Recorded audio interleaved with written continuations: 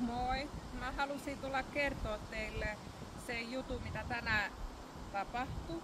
Kun mä en ole ollut pitkään aikaa kirkossa sunnuntaisin, koska mulla on ollut niin paljon kaikkea muuta tekemistä, niin sitten on jäänyt se, mutta olen kyllä kuunnellut sitten kotona jotain tallennetta kirkosta, vaikka Fila Churchista.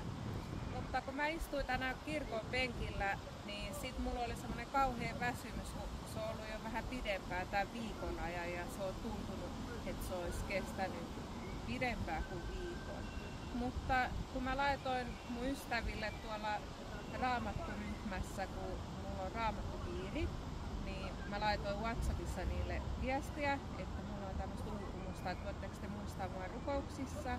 Niin sitten kun mä olin siinä kirkon penkillä istumassa, niin jossain vaiheessa mä aloin tuntea, että väsymystä alkoi lähteä pois. Mä niinku haukottelin sitä väsymystä pois ja silleen, että pikkuhiljaa se alkoi karistua ja sitten musta tuli virkeämpi.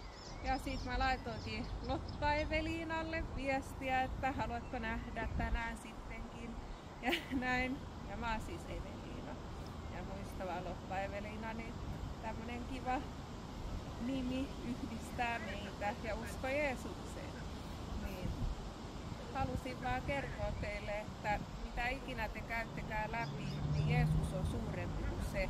Että hän voittaa kaikki esteet ja tämmöiset kärsimykset, mitä ikinä sulla onkaan. Niin sä voit rukoilla yhdessä jonkun kanssa tai yksin, että Jeesus poistaa multa se asia, mikä vaivaa sua.